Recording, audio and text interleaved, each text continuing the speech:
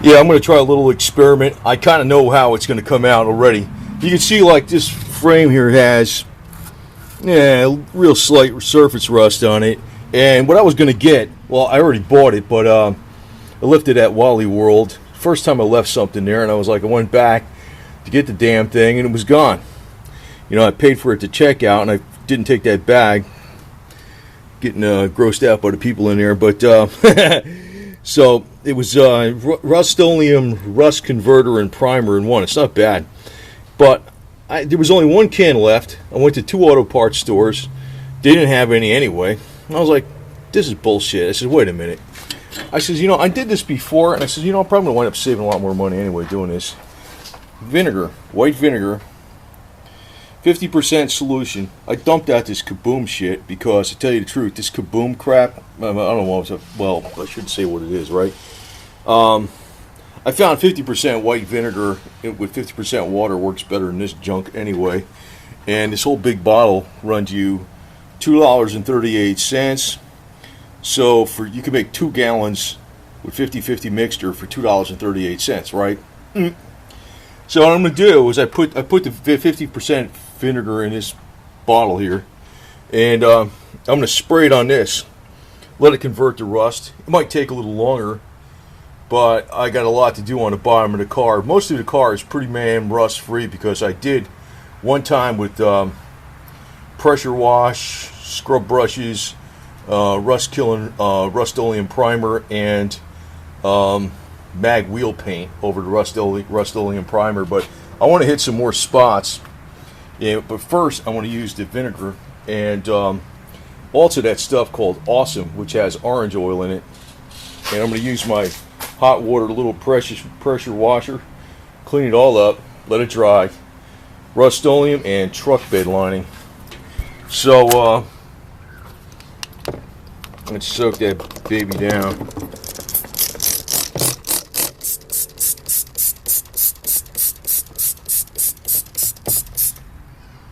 We're going to get this cleaned up. As far as I'm concerned, this car is worth more than 3 brand new Mercedes. Somebody gave me a brand new Mercedes, I'd sell it and buy stuff like this. Or bring my wallet, you know, the other types. So anyway, let that soak on there. And I'm going to go underneath the car and start doing stuff on there. I already got it all jacked up. You can see it's all jacked up. Nice and high. So we're going to start spraying under there with the vinegar, loosen up the rust. And then we're going to hit it with the pressure hose. And I think this is, I like the chassis saver, but it's a pain in the ass if you got to keep using it in stages. Because you got to watch how you close the lid. What I've been liking lately is this stuff, truck bed coating as a top coat. And I've always liked Rust-Oleum Rusty Metal Primer, which goes over rusty metal. And to tell you the truth, some of these other products out there are very expensive. They call them undercoating that's rust encapsulating. I really don't think I think if you went over it and you cleaned it up, you put this crap on it, and you went over it with just rubberized undercoating from either DuPont or Rust-Oleum, much less money than some of these other brands. I don't want to mention the brands, but you probably know what the hell I'm talking about, because one's like $7 a bottle and other ones are like $25. And I'm telling you, I don't think you're getting shit for $25. And I'm putting out these videos for people that have old work trucks up north where they rust out, which you probably want to do, because it's a big project to do the whole vehicle at one time. What you want to do is you want to take a section and really kill it.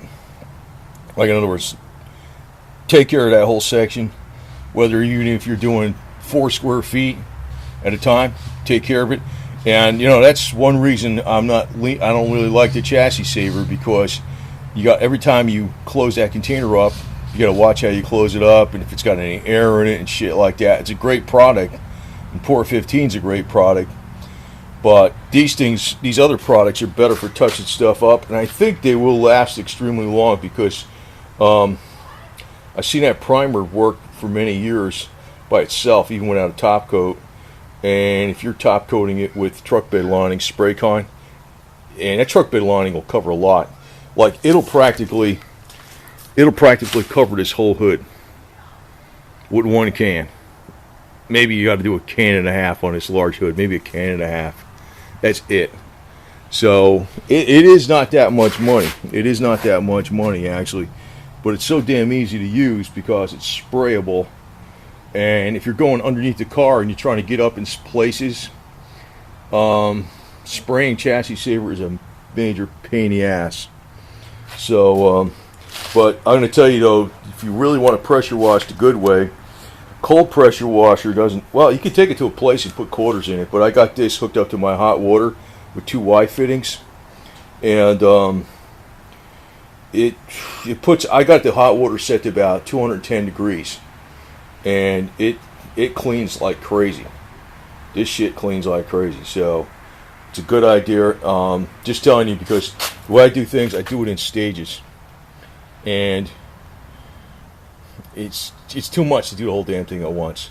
But you know, if you take one weekend, a few hours each weekend, you know, you blast it, you clean it up, you got to let it dry, and then later on in the day, you know, you put the primer and the truck bed lining on it, you'll get a nice rust-proof vehicle, and that'll save you a lot of shit, because rust is what kills these vehicles. And all these new vehicles, the more electronic shit they come out with, they're designed to be disposable.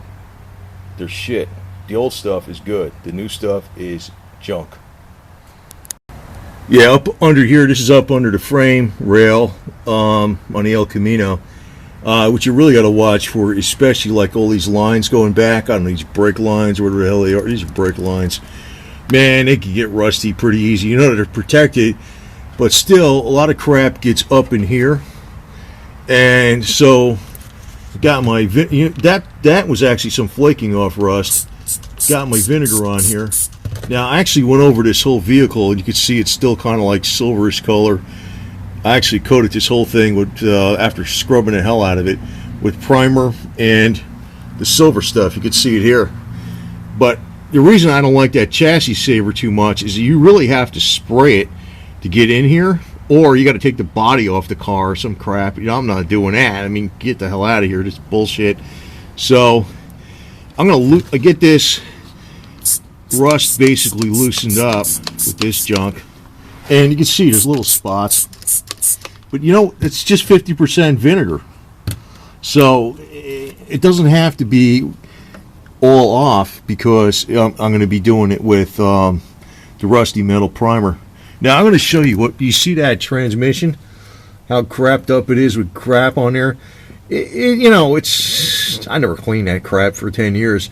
I'm going to hit it with the pressure washer on hot water, and I'll show you how much that cleans off, because I'm going to put new what do you call it, seals on that. The rear seal, the shift shaft seals, the speedometer seal and stuff. I got the kit coming.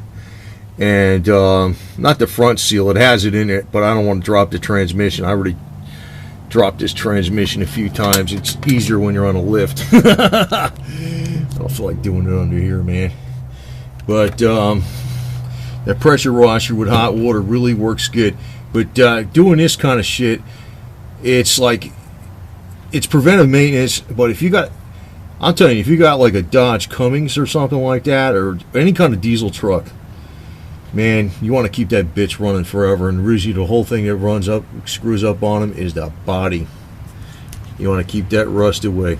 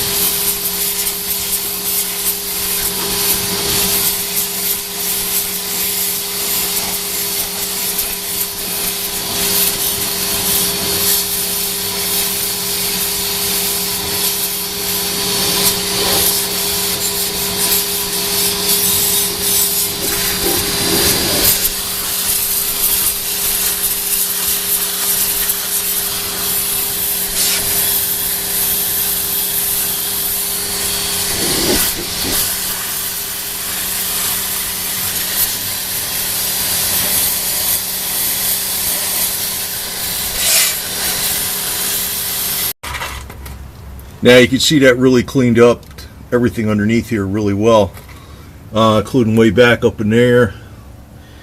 Back, I didn't paint the back of the trans. That's all my blue paint, because I actually had this trans and out of here a couple times. That's where I painted this cross member before. I guess the paint's on there still good because it was covered in grease. But you get the idea that when you're using a high pressure washer hooked to the hot water tank, it's exponentially better. So you can really go to town. Now the best way probably to clean this, I have them in the back. I'll show you where they are. Yeah, I actually have 2 pairs of Rhino ramps. I can drive the car up and get it up off the ground. The other set is, well, it's back there in the corner. You can't see it, but you can get up off all 4 wheels off the ground pretty fast. And that's an easy way to clean underneath there without having a lift. These are Rhino ramps. So anyway, that's a, I'm only going to do one piece, so I'm not using those, but I'm not doing the whole thing. But if you're going to do the whole thing, you want to do them that way. Yeah, the other thing too, if you got a lot of rust in your car, I know a lot of people don't want to get into doing all the welding, and I don't either. But this is actually going to be an update more about how to kill all the rust on some of these older trucks and cars that are worthwhile keeping, instead of going all this new electronic crap that you never can be fixed in a million years.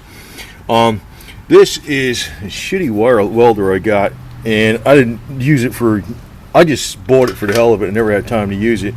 And yeah, I guess it's made in China or some crap. I don't know what it was, but it didn't work right. I fixed most of it, and the only thing I couldn't fix on it yet left was the wire speed feed.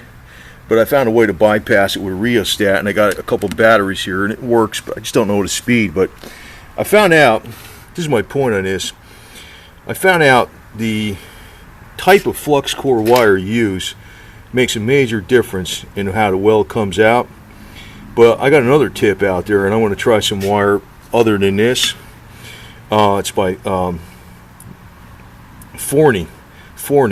Now this stuff, this wire was a lot better than the flux core wire that came with this welder, but it's got some pretty good ratings. But the one that's Forney is supposed to be even better. It's more expensive, but I think I can get away with using a flux core wire, and I don't want to be bothering and getting tanks. Just less bullshit. So I'm going to probably try to experiment doing some welds with the flux core, and I have a flange tool, so if I want to cut out some of that rust, and I got the 16 gauge metal up there, I just might use straight flux core wire. Actually, that cardboard container right there has a 16 gauge metal, which is the right stuff for this car. And cutting some of that out, and I can cut a flange tool, and I'll flux core wire it, weld wire it, versus using a MIG. And I personally think, if people want to do a repair on a truck, that's what you want to do. You don't want to be spending all year doing this crap. You want to just get it done, fix the hole, make sure it's rust proofed, and you can use the damn thing a number of years, because basically this shit lasts forever if you freaking maintain it. And the problem is people don't maintain it, and you know what that does? It makes us a slave to the latest technology, which is disposable. And I think that's how to fight them. You get my drift. The old stuff, you can keep going. Like some of these 40s trucks, man, people threw them away. They should have kept them. The 50s, 40s, 60s, they threw them away. They should have kept them.